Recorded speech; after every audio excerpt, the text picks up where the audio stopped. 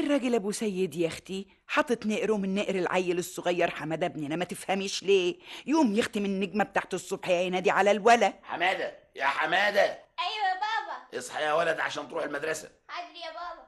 يا اختي في ايه يا ابو سيد؟ ايه يا بمبا؟ حرام عليك يا اخويا، خلي الواد نايم شويه. لا يصحى بقى، يا دوبك يفطر ويلبس. يعني هو هيفطر ويلبس في قد ايه يا ابو سيد؟ خليك نايم يا ولا.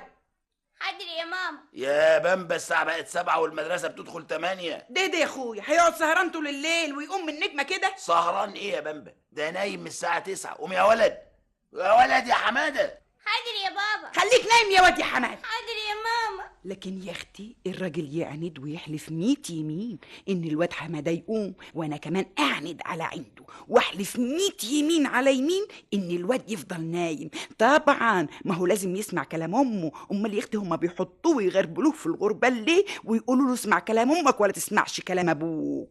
وحياتكم وشويه وشويه وتدب خناقه بينه وبين الراجل ابو سيد، وحماده يقعد يتفرج علينا، والنتيجه يا حبيبتي ان انا قعدت جمعه بحالها وانا زعلانه مع ابو سيد ومخصماه، والواد يوميها طبعا ما راحش المدرسه ولا فاتش يا اختي شويه ايام، ولقيت لك الراجل اللي حاطط نقره من نقر العيل يقول له حماده. ايوه يا بابا. عملت الواجب يا ولد؟ لسه يا بابا. طب اذا كنت عايز تلعب شويه يبقى اعمل الواجب قبله وبعدين انزل. حاضر يا بابا. طب قولي لي بقى يا حبيبتي، اقعد انا كل يوم والتاني اعمل لي خناقه مع الراجل ابو سيد؟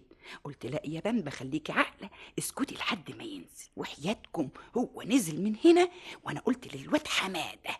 بقول ايه يا حماده، خلصت يا اخويا الواجب؟ لا يا ماما. طب ما تقوم تلعب شويه يا حبيبي تحت وبعدين تعالى اعمل الواجب. بابا بعدين يزعل مني يا ماما. لا يا حبيب ماما لا، انا مش هقول له انك نزلت الا بعد ما خلصت الواجب بتاعك وعملته. طيب بقى يا ماما. ونزل يا حبيبتي الواد لعب، وطبعا رجع تعبان، وطبعا ما قدرش يعمل الواجب، وابوه جه من بره سأله عملت الواجب يا حماده؟ حماده يا ولد. يا بابا. عملت الواجب؟ عمل. شاطر يا حماده شاطر. انا دلوقتي مبسوط منك خالص. وفضلت يا حبيبتي على كده، كل ابوه ما يقول له على حاجه اقول له على عكسها، عشان يتعود الواد انه يسمع كلامي انا ولا يسمعش كلام ابوه. لكن يا حبيبتي ما فاتش شهر ولا 2 وبقى الواد لا يسمع لا كلام امه ولا يسمع كلام ابوه، وبقى اذا قلت له اي حاجه ما تعجبوش يروح يقول لابوه علشان يخليه يعمل اللي هو عاوزه، وان كان ابوه يقول له على حاجه ما تعجبوش يجي جري عليا عشان اخليه يعمل اللي هو عاوزه، ولا بقيت عارفه اربيه ولا بقى ابوه عارف يربيه، واخر يا اختي ما فاض بيه قلت لابو سيد. وش اخرة ده كله بقى يا ابو سيد؟ اخرة ايه يا بمبا؟ الواد يا ابو سيد ده بقى يسمع كلام حد ولا عاوز يسمع الا كلام نفسه، بقى يهمل في دروسه، شهادته جايه يا اخويا كلها كحك كحك كحك احمر، كل كحك قد كده. الكحك الاحمر ده مش هو السبب فيه، احنا اللي غلطانين يا بمبا. ليه بقى يا ابو سيد؟ علشان لازم نتفق مع بعض وتبقى لنا كلمه واحده قدامه، واذا اختلفنا في حاجه بخصوصه يبقى اختلافنا بينا وبين بعض ولا يكونش قدامه. لازم سياستنا تبقى واحده ولا حدش فينا يكسر كلام التاني.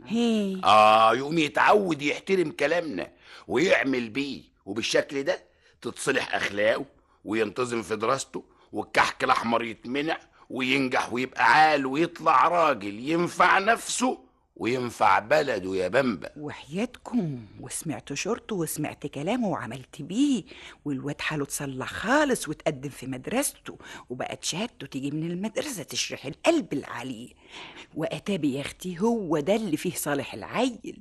امال يا حبيبتي انا كنت غاويه انه يسمع كلام امه ليه ولا يسمعش كلام ابوه ليه بس يا اخواتي؟